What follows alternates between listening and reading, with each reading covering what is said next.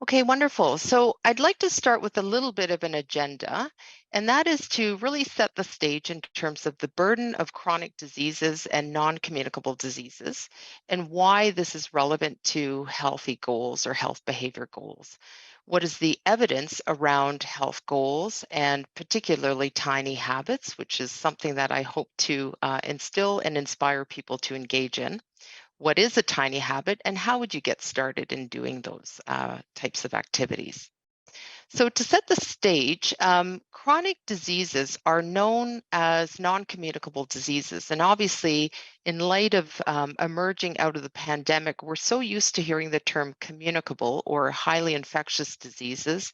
Non communicable diseases are things like diabetes, cardiovascular disease, uh, chronic obstructive pulmonary disease, and also some types of, hypertension, high blood pressure, high cholesterol, other chronic conditions that are not infectious in nature, but carry a lot of burden in terms of mortality and morbidity. So there's a high prevalence of complications and death.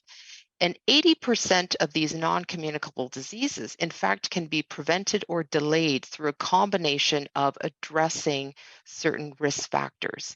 Number one, unhealthy diets. Number two, physical inactivity. Number three, tobacco use. And number four, harmful use of alcohol. So, it is a combination of these types of risk factors that can address non communicable diseases through prevention and management and treatment. One thing we also want to be mindful of is that these risk factors are not just isolated to individual behaviors and people.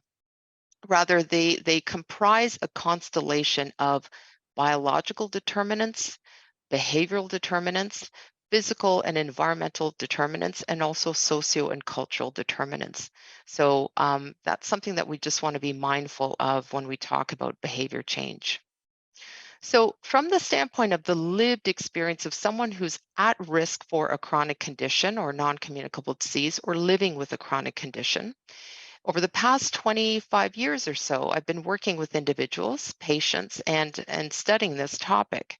And what I've come to realize is that typically people with chronic conditions or those that are at risk for chronic conditions really fall between sort of the continuum of healthcare. So the lived experience is such that you will come to see a healthcare provider, a doctor, a nurse educator, every 3 to 4 months typically. And your healthcare visit might last about 10 to 15 minutes. And in between each visit, you are given a series of messages or tasks to work on. And those messages include take your medications, reduce your risks, such as smoking or your alcohol intake. You may be asked to pay out of pocket for certain things. You may be asked to eat more healthy foods, be more active, monitor your conditions. Maybe it's your blood pressure, your glucose levels, your weight. You're encouraged to problem solve and self manage. Think about what's happening and why things are happening in such a way. Oh, and by the way, cope with your condition, manage your distress and stress levels. So, this becomes very, very challenging because we can quickly estimate that upwards of 90% of tasks related to chronic disease management prevention and management is done by the individual outside of the healthcare system. And so, what this really, really highlights is this opportunity to work on health goals or behavior change. And this really has been the crux of my research for the past 12 to 15 years. So, in doing so, let's dig a little bit further into what is that lived experience.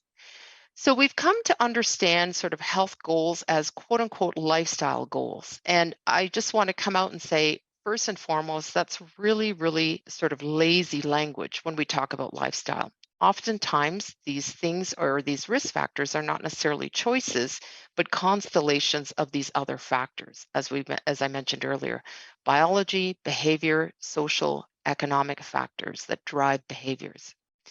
One thing I've also come to understand is that the dependence on lifestyle, it perpetuates the personal responsibility that it's up to the individual. If only they could control their behaviors, if only they could motivate themselves to change. So it perpetuates this myth of stigma, shame, and quite frankly, self-sabotaging language. I can't tell you how many times I've heard people say, I've cheated. I've fallen off the wagon when it comes to my diet. I'm non-compliant. And this is how they're referring to themselves and articulating vocally that they are non-compliant or they've cheated. From other colleagues, I've heard expressions such as, these patients are unmotivated. How do we motivate them? They're non-adherent. How do we get them to comply with recommendations? So this is also juxtaposed with, how people are feeling about sort of this perpetual myth of personal responsibility. And at the end of the day, I just feel like there was something else going on here. We were not giving people the tools, the supports, and the resources to actually optimize their behaviors and change. And what ultimately happened for me was an aha or epiphany where me as an educator giving people information and ongoing education just wasn't resulting in behavior. And that was a fundamental shift in my thinking. And as a result of that, I decided to embark on a trial. I received funding using a health coach that was trained in a particular approach to address health goals. And the approach was something called tiny habits that I'll get into a little bit further on. So, what we did was we explored the use of a health coach that was trained in uh, tiny habits, and we conducted a study of about 365 people that were randomized to usual diabetes education and care approaches, or they could access a health coach. And the health coach they could access once a week for the first 6 months, and then once a month for the following 6 months. This was available to them, and they could use the health coach as they wanted. And what we were trying to assess was first and foremost, would this make a difference in terms of their diabetes control? So, a marker of diabetes control is also known as a glycated hemoglobin, or you'll see here on the slide, A1C. That's sort of the short form. We also assessed people's quality of life. So, we thought if their diabetes control is improving and behaviors are improving, what about their quality of life? And then we also assessed cost effectiveness. And just very briefly, this slide highlights the demographics of our participants. So you can see that they're on average 57, 59 years of age, equally distributed in terms of gender, females and males, race, again, sort of equal distribution.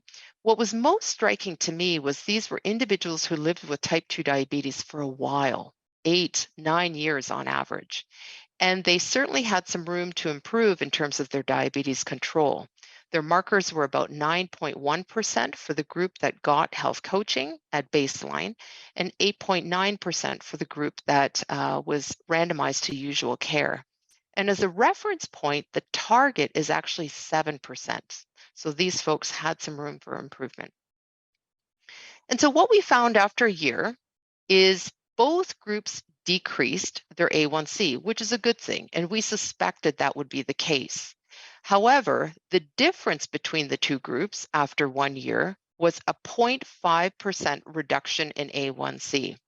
So this 0.5% reduction is on par with medication. So many times people are prescribed a pill to manage their diabetes that would actually be just as effective and potent as health coaching and specifically a health coach trained in a particular behavior change model. We also found that people's quality of life improved. And this was quite fascinating to us because we thought, well, even with intensive coaching, intensive behavior change, this is interesting. They felt that they were living a better life as a result of health coaching. And more specifically, we interviewed people to really understand why this might be. Why was this working? And of 15 people that agreed to be interviewed, they told us four themes. And these were quite compelling reasons for us that sort of, really resonated. Number one was that it supported the adaptation of living well with their diabetes. They felt that they were offered non-judgmental support as they continued on their behavior change journey. It increased their mindfulness of diabetes related wellness. So, what did their life look like beyond just diabetes? It redefined their role and their definition of who they were. And fourth and finally, it was really providing them a guiding framework for behavior change. So during this time, we really started to, consider that we had some compelling, strong evidence for health coaching that used a tiny habits approach. Subsequently, around the same time that we completed our study, we found that more and more literature was being comprised and compiled to also speak to the impact of tiny habits or modifying behavior through small habits.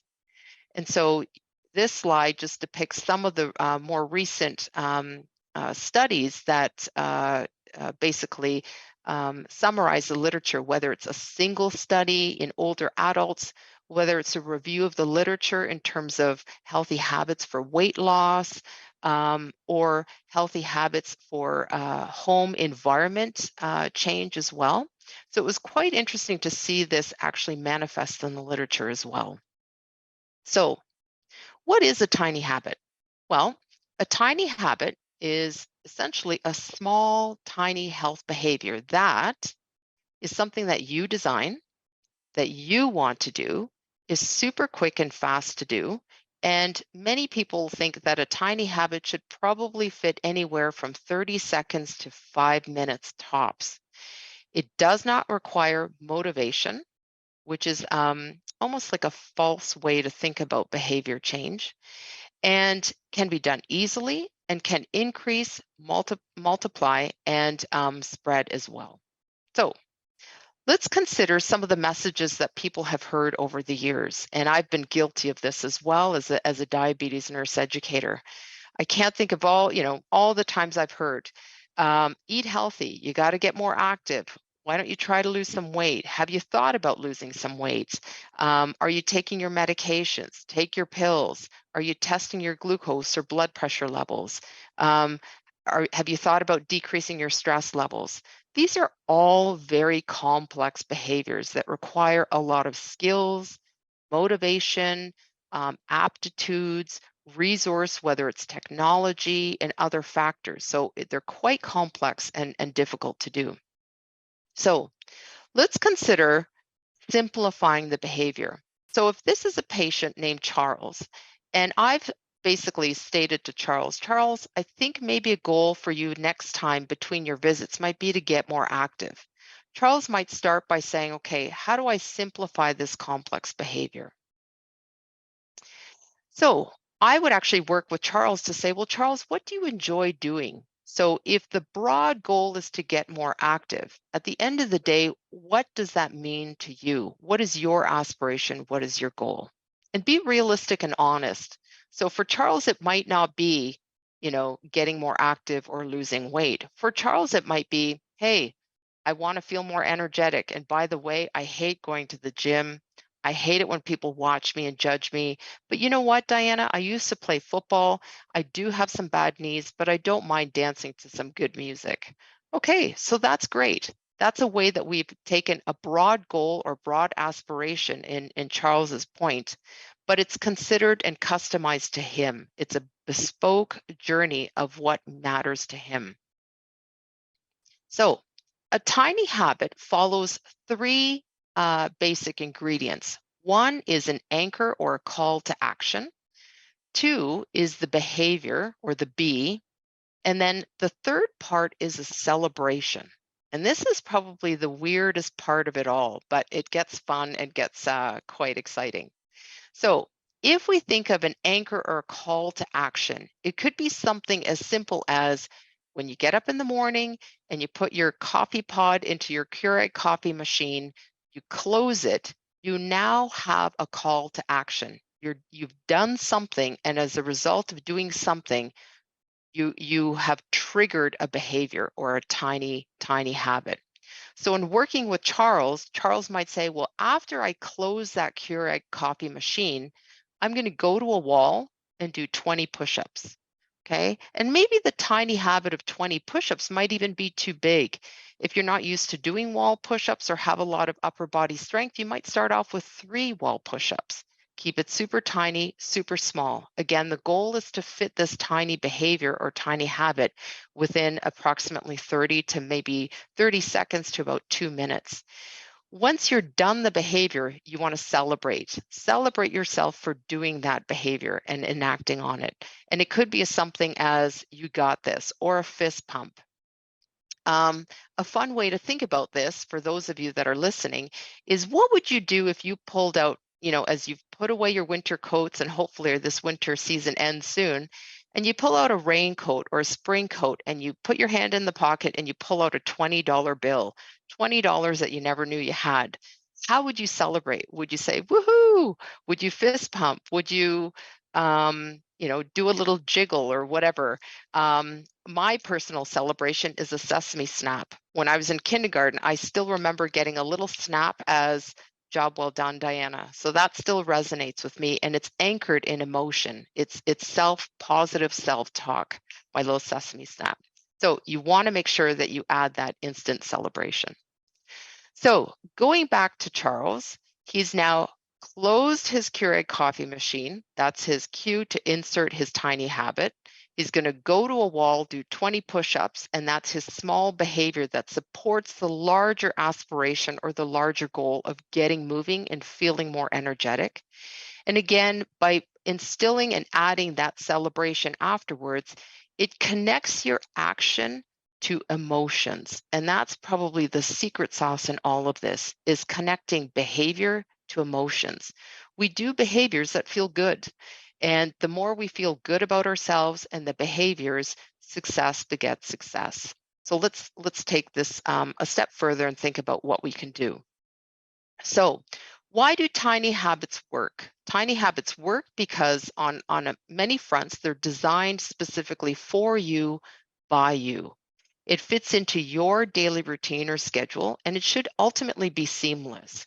So many tiny habits are anchored or triggered by things that you already do. Could be sitting at your desk. Whenever your phone rings, you practice 3 deep breaths. Take nice deep breaths to sort of calm and situate yourself, and then answer your phone. So it should fit seamlessly into your routine.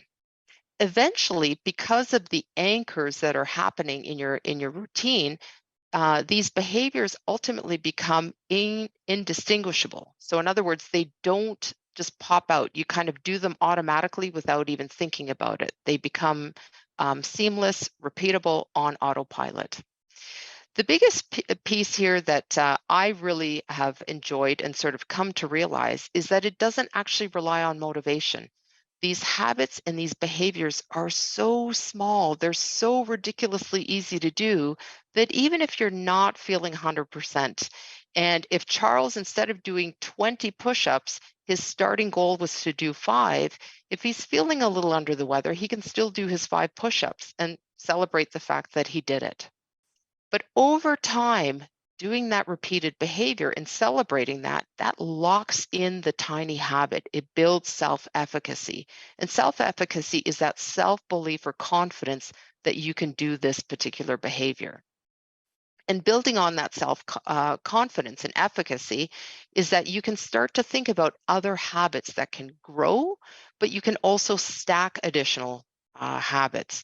So if Charles is waiting for the Keurig machine, he's done his 20 push-ups, and those 20 push-ups, he's getting pretty quick and fast at it.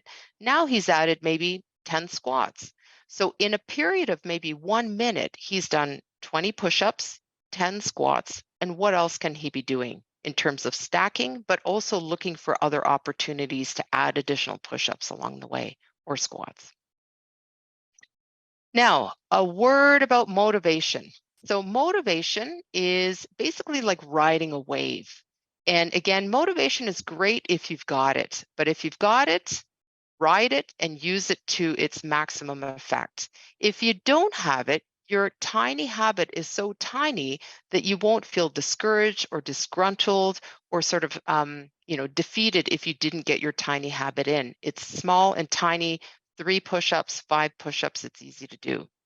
So if you have an increase in motivation, ride it. And what we mean by that is take that opportunity to increase your training or access to other things. So, what Charles might do is instead of just doing wall push ups, maybe he starts to add some weights, or maybe he actually goes to the floor and trains and how to do proper sort of, floor push ups. The other thing he might do is improve his environment. So, instead of doing, modified push-ups. He might add, additional weights, bands, that sort of thing. Another way to think about riding the wave is improving the organization of where you might be doing those activities. So it might be in the kitchen, he may be reorganizing his kitchen so that he's having more and more opportunities to thread in healthy habits around perhaps healthy eating. So additional habits that are stacking and making sense. Coffee, breakfast, healthy eating, doing some wall push-ups, that sort of thing. So ride the wave. So, how does one get started? And again, I know we've talked about this being super tiny, small habits. I want you to really think first and foremost about what is the overarching goal and what is your aspiration.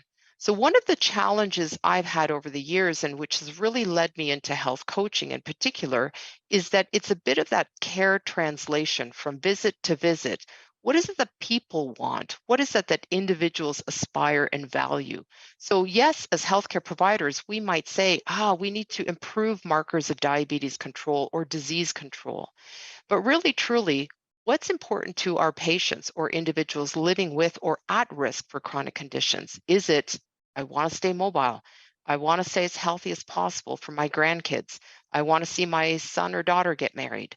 What is that goal? What is that broader aspiration? And once you've identified what that means for you, think about and explore and design some of those small behaviors that are associated with that overarching goal. So, if the goal is to lose weight and get more active, think creatively. What are some of those smaller goals that you can do? Is it the fact that you like to dance, you like music, but you're not going to start taking dancing lessons right now. Maybe the time's not right. It's expensive. You don't have a dancing partner. But what can you do? Is it a matter of, putting on a favorite song and dancing for 2.5 minutes while the song's playing, or 3 minutes? Start tiny. So 3 push-ups may seem trivial, but over time, those 3 push-ups then add to, 10 push-ups, 15 push-ups, or those tiny 3 push-ups start to get stacked with other behaviors along the way. The other key point to get started to consider is finding a good prompt, and that's that anchor or that call to action. We tend to be creatures of habit. So, mornings are often a really good time to think about some of your tiny habits. Another good time is turning on the shower. When you turn on the shower, you usually have about 10, 15 seconds for hot water to come through the pipes. So, what can you do in those 10, 15 seconds? Is it a couple squats? Again, is it wall push ups? Is it 3 deep cleansing breaths to sort of situate yourself for the day? Today's going to be a good day. Today's going to be a positive day. I look forward to the day, whatever your mantra is, and then proceed. Don't forget to celebrate. That's the fist pump, the sesame snap, whatever gives you joy and confirms in your own mind that sort of positive first step. Celebrating is about self care, self efficacy, and building that sort of positive psychology and growth in yourself. And reflect and grow. Grow those tiny habits, reflect what's working, reflect on what's not working. So, with what in terms of other supports that you can use to help facilitate tiny habits, we talk about using technology. So this has also been another area of my research as well. How can technology support? Well, again, when your motivation is high, you're curious, you're building on new skills, you can start to reorganize your environment. It could be something as simple as looking at your computer screen and looking at how can Microsoft Outlook or my schedule on Apple devices prompt me. So you can use prompts, wearable devices, equipment, watches, whatever it might be to sort of trigger that call to action. It could be a little alarm every 50 minutes if you're sitting at a desk. the prompt goes off, and you now have 2 minutes to do something fun. Arm circles, squats, wall push-ups, put on a song and just dance to it, whatever it is that you feel like doing. And now, if the tiny habit doesn't stick, for whatever reason, you keep forgetting to do it, or you don't have the time, or it might just be it's just not sticking. You're not being able to do it. Don't fret, don't worry. This is essentially your story to tell. So it's about going back and thinking about what are my ABCs. So is the anchor working? And sometimes there's a disconnect between what you're trying to do in terms of the behavior and the actual call to action. So, for example, if it's an anchor or a trigger through Outlook and I'm at work, it might not be an optimal time to turn on music and start dancing, but it could be an opportunity where I might stand up, do a couple stretches, go for a little bit of a walk, do some arm circles, 2, 3 minutes, I'm back at my desk. Okay, so consider why this might not be sticking. Is it the anchor? Is it the behavior too big? Or, is it the fact that you're not celebrating? You're not reminding yourself to stay positive and congratulating yourself. So reflect, redesign what that tiny habit might be, and just keep trying. It's an iterative process. There's no failure. How do you grow your tiny habits? Repetition is key. Keep repeating it until it becomes a routine, until you forget to even think about it. You start doing it automatically. And when you start doing it automatically, you're not even thinking about the trigger or the anchor. And you might not actually even be celebrating anymore because it's become so ingrained in what you're doing. Oftentimes, too, people will grow by planting more tiny habits. So if you have a habit with the Keurig coffee maker, maybe you've got another habit around, when you leave the house, when you start your car, other sort of triggers that may call in additional tiny habits. Feel free to stack your habits. So again, if you've got some extra time, push-ups with squats, arm circles, if you're getting up, using Outlook as a prompt, arm circles, some squats, you might have some weights. There's some weights in the back here if in my background.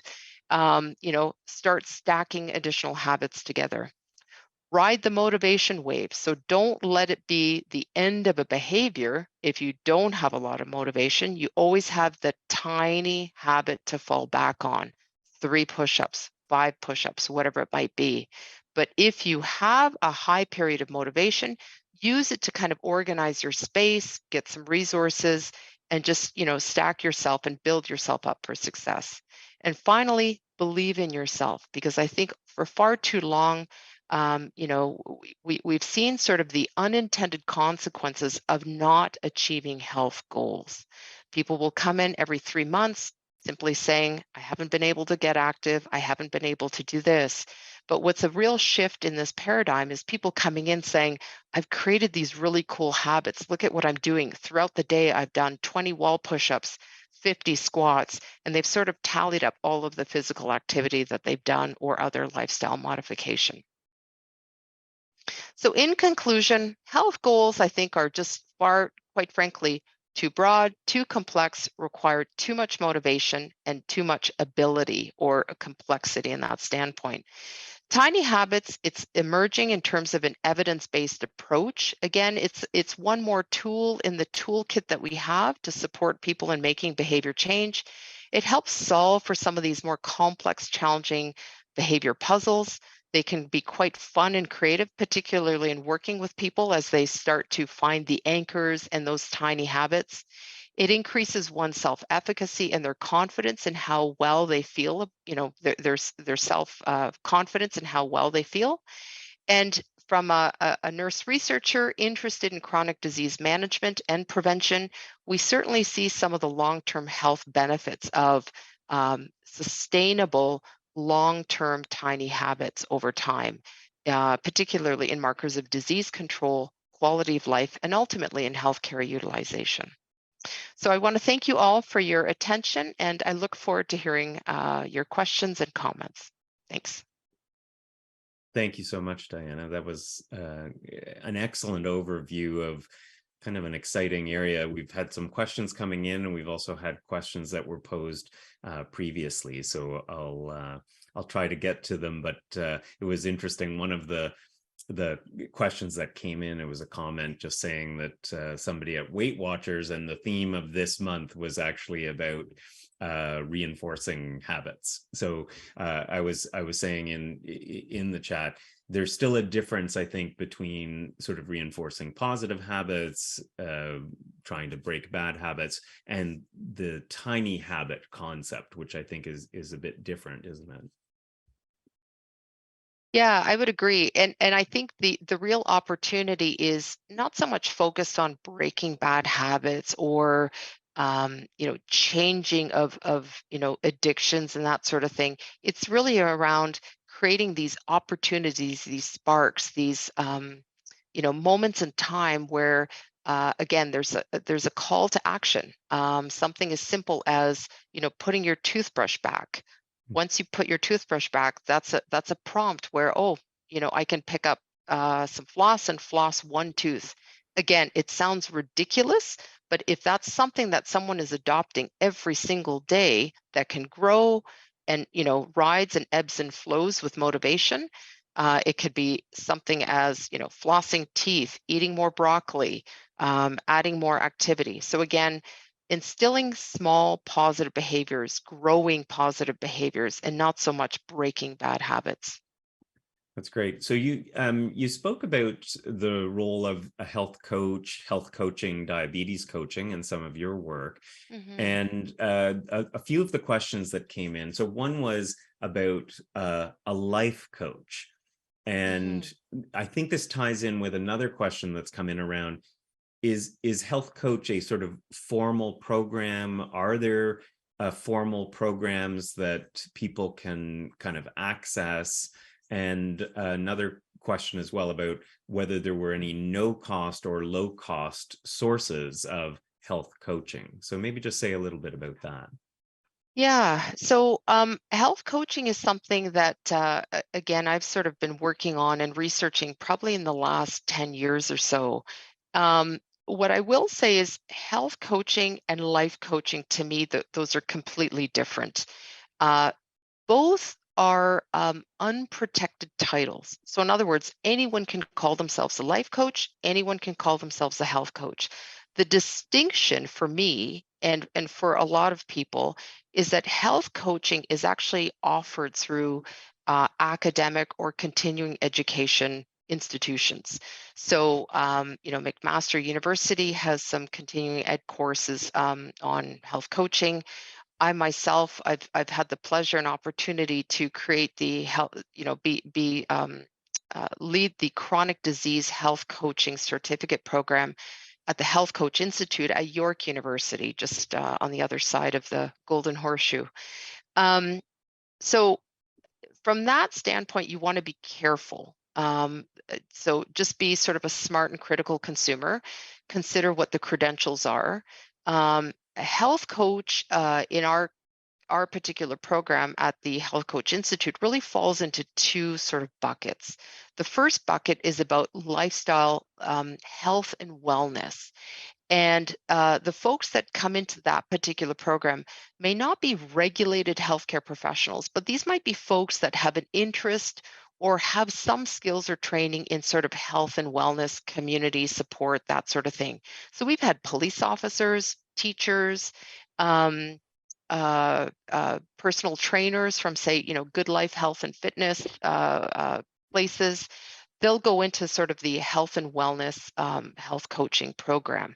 Regulated healthcare professionals then go to sort of the augmented next level, and that's the chronic disease health coaching certificate program. So there needs to be a regulatory credentialed body that gives them their licensing, and that protects the public, reassures everyone that their skills, knowledge, competencies to, sort of enact in their professional designation, but also they can take on the role of health coaches and those skills required.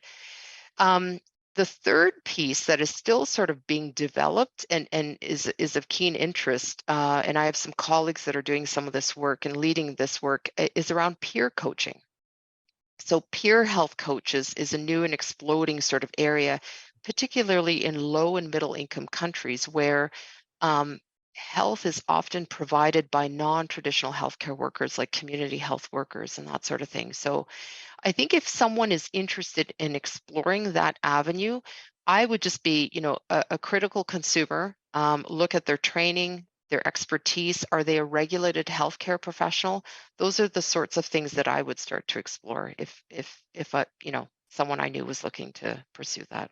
To your knowledge, does McMaster, you talked about the McMaster continuing education program, is that for learning how to become a health coach? Are there any programs related to sort of tiny habits for older adults who, like, in other words, people who might want to access Mm. either no cost or low cost coaching or some kind of other program related to tiny habits?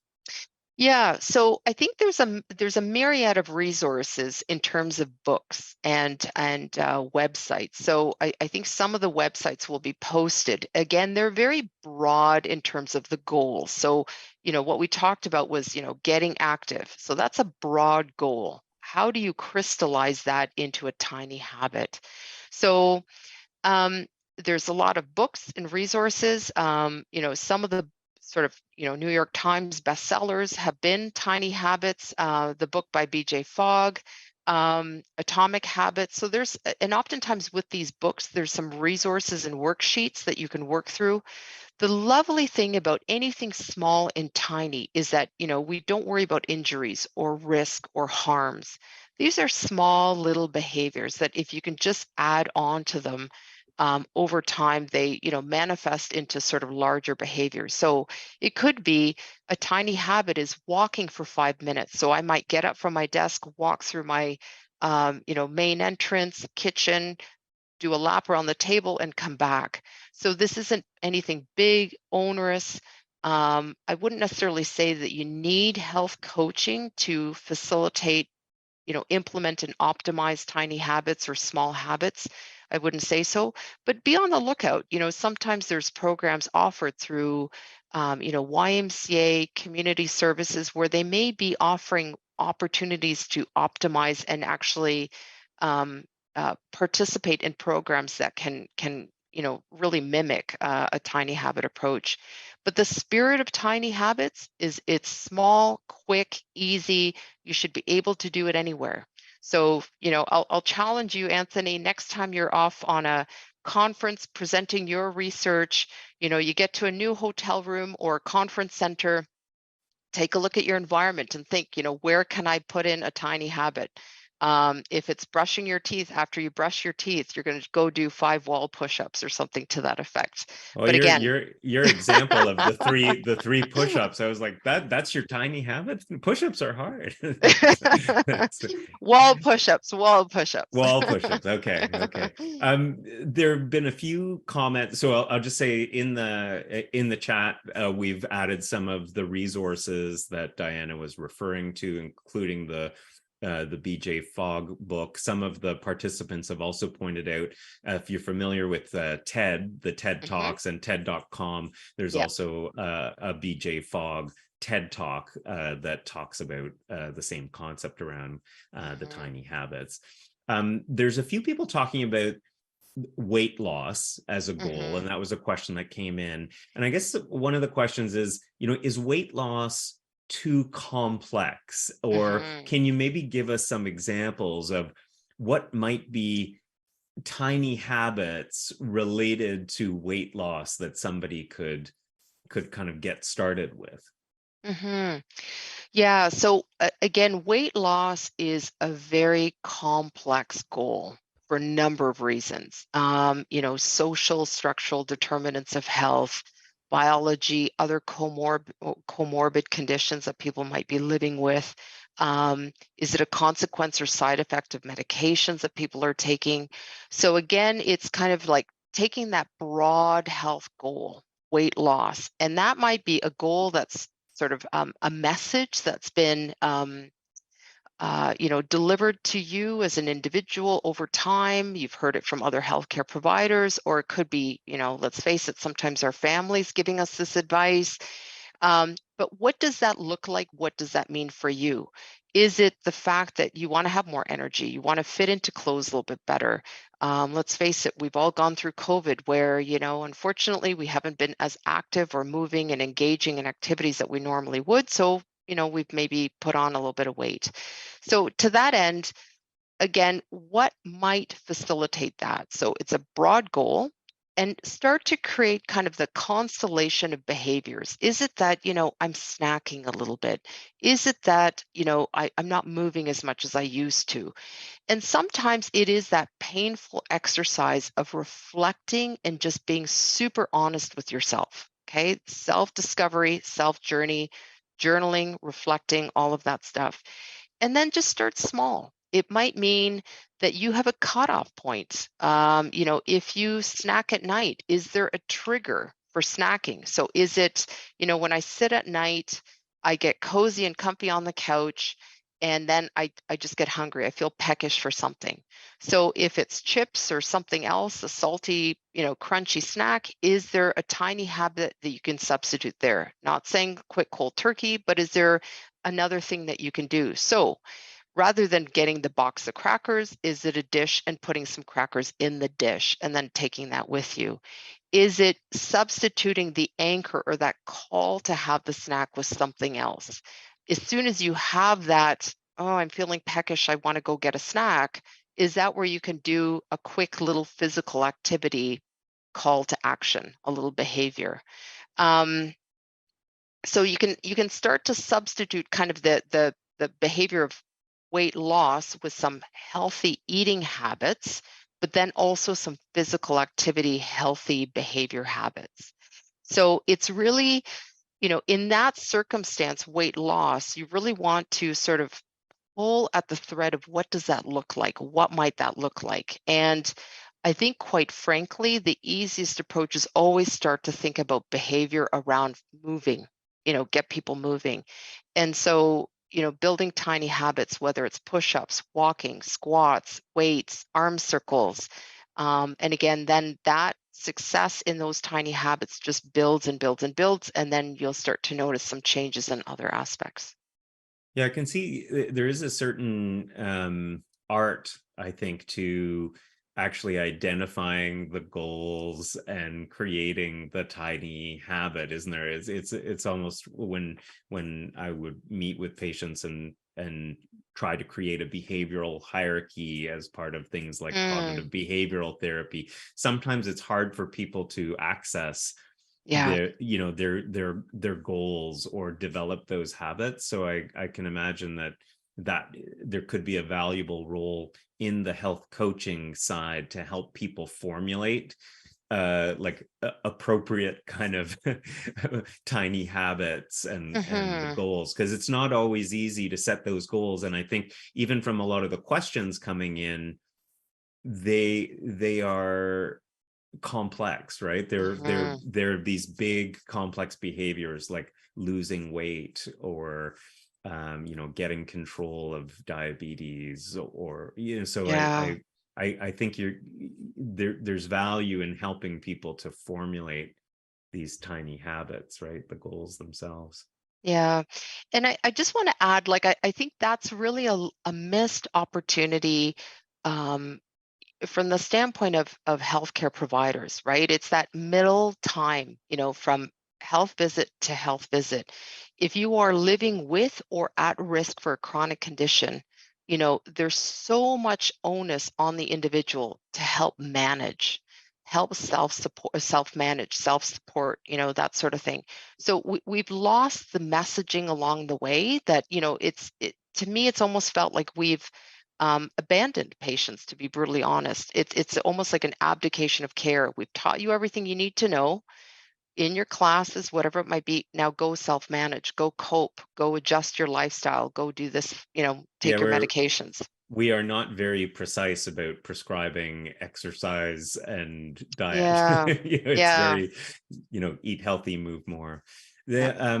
One of there's a couple of questions that have come in around, are there approaches or things that might help people who either have some form of cognitive cognitive issues, cognitive impairment, Mhm. or so they have problems maybe remembering some of their goals, or Mhm. keeping on track if there's a cue for their habit. And then similarly, there was somebody who wrote in who has ADHD. So any suggestions for people who might need some additional like accommodation or support to keep track of their habits? Yeah, I would probably say that in this case, I would use technology and try to thread in technology for those reminders or those prompts or call to action. So if it could be where, they may be supported with family or caregivers where, a couple times throughout the day, every hour, every couple of hours, there's an alarm or an alert of some sort, and there's a clear instruction, do 20 arm circles, or at this hour, this is the call to action. So the reminder, the prompt may be automated from that standpoint. But then with technology, you can actually write out what the tiny habit is. Um, then it might mean, a little bit more sort of complexity in terms of helping support people as they, confirm that they've done it, but it's sort of a reciprocal kind of, yay, you did it, good work. um, Unfortunately, you really can't automate that. We've seen tech do that where, you get up and you've achieved your 10,000 steps for the day, your phone will, or your watch buzzes and you get fireworks on your watch and you feel good about it. So, again, some of that can be automated, but that's something that you might want to just explore a little bit further and look for opportunities to use tech. I want my legit Sesame Snap. Yeah, I know. The other suggestion that we sometimes will give for people with cognitive impairment is to use old-fashioned sticky notes. So your Yes. example before, where there might be, a behavior cued by the closing of the coffee maker, well, you could have a sticky note Yeah. with your tiny habit, placed in the area where you're going to encounter it. So if it's Yeah.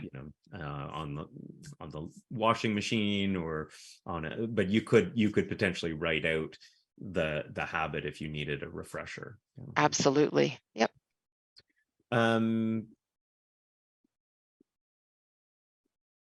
how so here was another comment around the challenge of maintenance, and maybe you could say a little bit more that some people might have had a real change in their behaviors during the pandemic, and maybe even then like develop new goals, tiny habits during the pandemic, and now that they're back at work, it's sort of hard to maintain the habits that were there before. So maybe just in this context, I guess, as you might develop habits, but then your circumstances change or the context Hmm. changes, which might present challenges for maintenance. Any thoughts around how to sort of manage something like that? Yeah, that's a great question. So oftentimes when we think about behavior and what triggers a big behavior change, it's usually one of three things. One is an epiphany, something has really, really changed in your life. Sometimes it could be,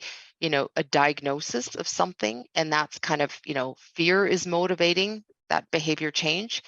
The second is, again, sort of a clustering of tiny habits, these small little shifts in behavior that have accumulated. The third thing that can drive and change behaviors in terms of, are you still maintaining it, is to your point, Anthony, where there's been a change in the environment. Something has happened. So I kind of joked about, you being away at a conference. Okay, great. Something has changed for those that, 3, 4, or 5 days. But hopefully when you get back into sort of your routine and environment, you pick up on the tiny habits. Now, the beauty of tiny habits is that you then just redesign. So again, it would probably require some reflection to say, okay, I'm no longer doing this. Why might that be? Is it the environment has changed, the anchor, the call to action? So if you're back to work, is the Keurig coffee machine still there? Are you still making coffee in the morning? And it might mean you take that extra time, make the coffee at home, or are you getting coffee at work? So are you waiting somewhere for coffee at work? Some of these work environments have almost like a kitchenette for themselves now. Is there a Keurig coffee machine where you can adopt a new behavior there? So it's really, again, sort of taking kind of a pause to reflect about, why isn't the behavior sticking? Why isn't that habit sticking? And it's not so much like, oh, I've failed. I've fallen off the wagon. I didn't achieve my goal. It just means that you need to sort of reflect, pause, and think, what's happened? What's shifted?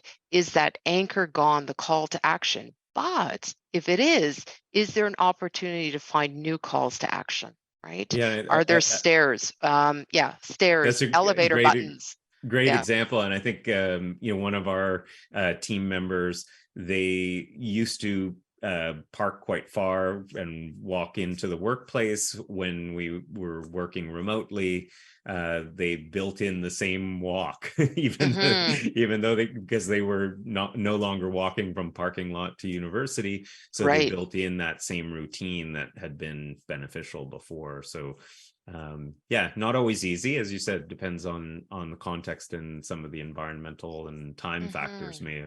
may have shifted. But Hmm. uh, And that's I always think of it as, it's always an opportunity to learn. So I think that's probably the biggest benefit of doing this exercise is that you're actually learning and kind of unpacking what's working for you.